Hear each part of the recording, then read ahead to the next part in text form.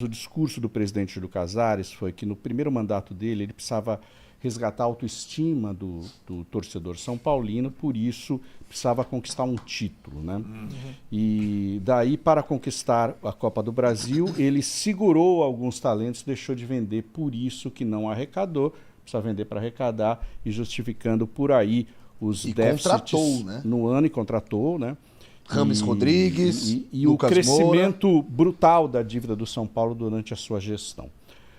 Para o segundo mandato, ele disse que a prioridade é investir na base, pensar em alguma coisa, reforma do Morumbi, e fazer a recuperação financeira, a readequação financeira do São Paulo. Isso implica enxugar os gastos, contratar menos e, mesmo assim, tentar ter um time competitivo.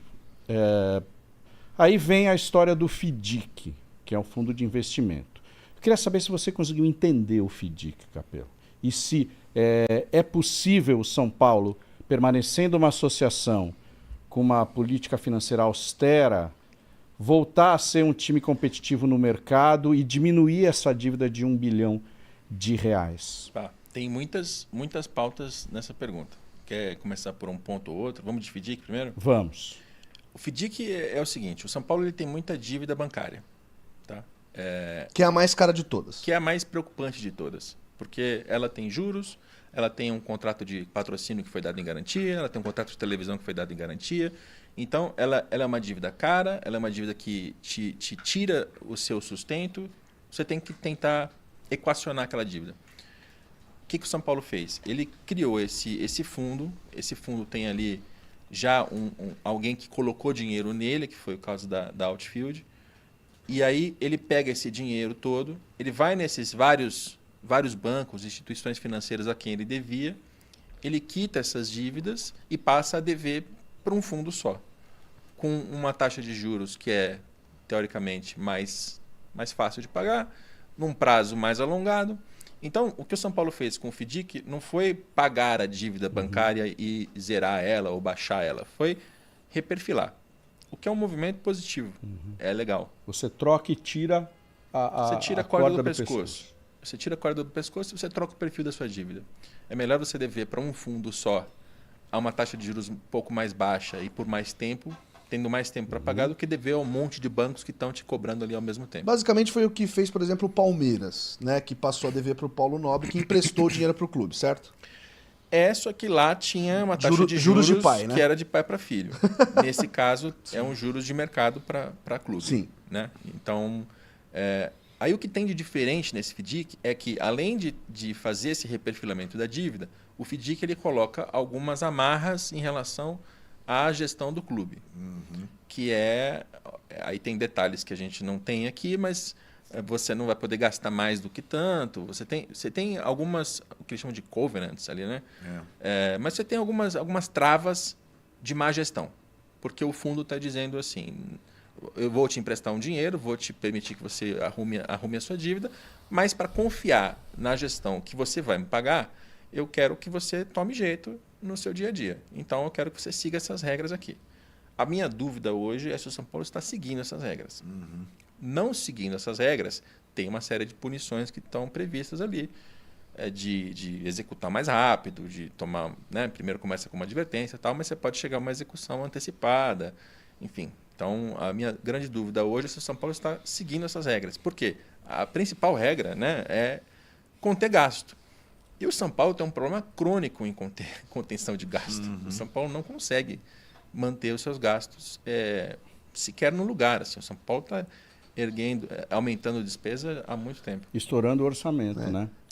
Capello, bom, tem as outras nuances da pergunta do Maurício, mas só nessa linha. O Casares deu uma entrevista recente ao colega, o Gabriel Sá, foi a mais recente que ele deu, né, na semana passada, em que ele fala basicamente que ele preserva a imagem do São Paulo e que o São Paulo tem que parecer um clube que está investindo, que é um clube que não parou no tempo, que segue competitivo, porque isso causa boa impressão entre os empresários. Mas aí a gente tem, primeiro, uma falta de transparência gigantesca, que a gente não sabe exatamente o que acontece, porque o Tironi dá um exemplo que assim, é o mais óbvio e que é de um clube que deu certo, por exemplo, do Flamengo, que ia lá em cada boleto pago, anunciava, ó, pagamos um boleto de R$ 5.000, tiramos uma certidão negativa aqui, ali.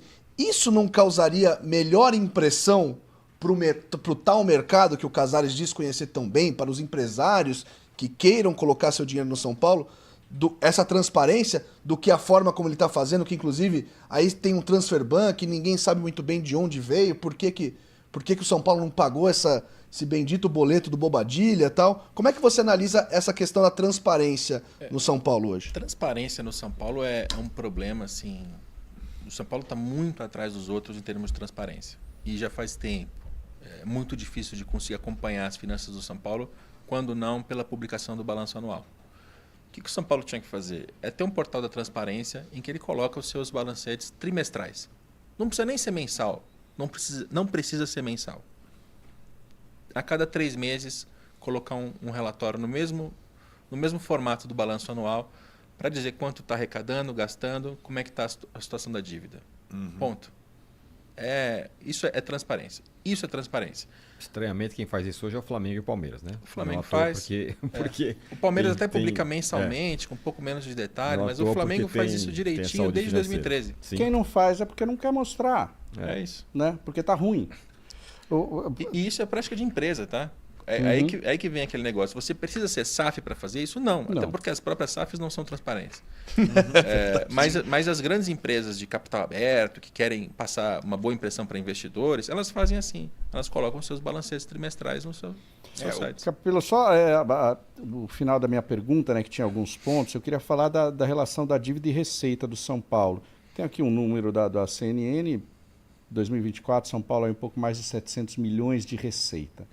E uma dívida que quase bateu num 1 bilhão. Essa relação dívida e receita, o que sugere? Sugere um clube quebrado, um clube com problemas, um clube com condições de se tornar saudável? Isso. O lance da dívida é que não adianta a gente olhar para o tamanho da dívida sem ter parâmetro, porque senão a gente não vai entender o que ela significa, tá? Então, eu vou pegar o número que eu publiquei no meu relatório de finanças. O São Paulo tinha 700 milhões em receita, próximo disso, e tinha 830 milhões em dívida. Tá? Então, é um número que está quase 1 para 1, para simplificar. Não é tão ruim assim, se você comparar com outros clubes em outros momentos. Clubes que vão 2 para 1, 3 para 1, 4 para 1. Quer dizer, 4 vezes mais dívida do que receita. São clubes que têm muita dificuldade de pagar suas dívidas. Essa métrica serve para isso, para você ter uma noção da capacidade que o clube tem de honrar com seus pagamentos. E o São Paulo, nesse aspecto, não vai mal, porque 1 para 1 tá ok. E essa é a defesa que a diretoria do Casares tem. Porque o que a diretoria do São Paulo diz? Desde que eles assumiram, a arrecadação do São Paulo aumentou.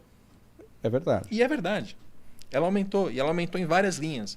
Ela aumentou no departamento comercial, desde que o Eduardo Toni assumiu o marketing, e ele junto do Casares começaram a trazer novos contratos, o contrato do Morumbis, o contrato do Master, enfim, da Casa de Apostas, da Superbet, que não é de 1 bilhão, depois a gente fala disso se vocês quiserem. Mas enfim, o comercial passou a gerar mais dinheiro. O Morumbis passou a gerar mais dinheiro também. Eu não sei se... Contrato de shows, não sei se é por shows e por participação da torcida. Né? E o naming, né? Aí eu não sei se... tudo. Isso, eu não sei se é tanto mérito da diretoria, o fato do torcedor ter engajado, abraçado o time, né, nos últimos anos e ter se tornado uma média de público tão alta. Não sei quanto disso é atribuível à diretoria. Mas o fato é que se gera mais dinheiro hoje com o estádio.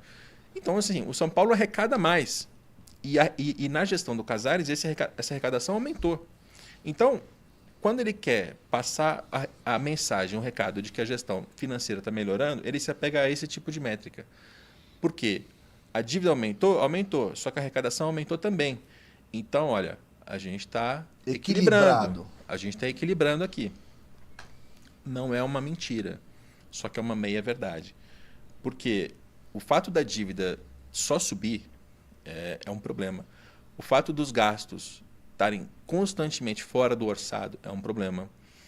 Né? O grande lance do São Paulo é que o São Paulo ele deveria fazer bom futebol e passar confiança ao investidor e fazer os investimentos, e contratar jogadores para recuperar a autoestima do torcedor sem que toda vez se faça gastando mais do que se pode. Não é possível que só se dê para fazer futebol assim. Ó, você quer ganhar a Copa do Brasil? Ah, não, tem que contratar o Rames Rodrigues e o Lucas. Você quer competir no Campeonato Brasileiro? Tem que trazer o Oscar, porque sem o Oscar não dá. Você tem que ter... Mas tem por quê? Não tem scout, não tem análise de desempenho, você não tem um departamento de futebol que está orientado a gastar dentro daquilo que ele pode. Não tem Moneyball? Você não tem que... cadê o Moneyball, entendeu? Que é essa palavra que, na hora do discurso do Cartola, fica lindo, esses né? clichês vêm. Os clichês são repetidos. Mas na prática, a gente não vê isso acontecer. Na prática, é o clube gastando cada vez mais para contratar cada vez mais jogadores, para descartar aqueles que não deram certo e você pegar aqueles que funcionaram para dizer ao torcedor, tá vendo? A gente tem que gastar. E assim, o São Paulo não é transparente, mas isso também não quer dizer que não saiam dados, né? Vocês devem conhecer e acompanhar o trabalho do Alexandre Gisbert, claro, nas anotações. Ele publicou o balancete de maio. E lá tá mostrado ali, com o grau de detalhe que dá para ter até o balancete, que o São Paulo, assim, o orçamento, os gastos com futebol estavam previstos em X, já estourou. Então, assim, esses papos de que, não, tem que vender jogador que senão a conta não fecha, um bom jeito da conta fechar é você gastar aquilo que estava orçado. Né? Claro. É um bom começo. Óbvio que vai ter que vender jogador também, porque no modelo de negócio do futebol brasileiro e do São Paulo, isso é uma parte importante. Só que o São Paulo está sempre sendo obrigado a vender mais jogadores porque está gastando além da conta. E nesse cálculo que se faz também de investimento, é sempre bom lembrar que, às vezes, passa a impressão para o torcedor de que não se está gastando com compra de jogador porque não tem jogador sendo anunciado, mas você tem uma renovação contratual que tem luvas. Claro. Você tem uma renovação contratual que você tem a comissão do agente, que também entra como um investimento. Então, assim, em 2024... ano passado, o São Paulo investiu 111 milhões de reais. Olhando para os nomes, vocês diriam que gastou-se tudo isso com contratação de jogador, considerando esse combo, compra de direito, luva e comissão de agente?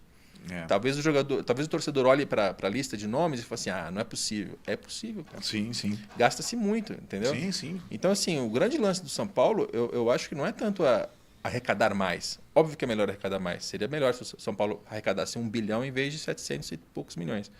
Mas gastar menos, cara. O São Paulo tinha que segurar os gastos.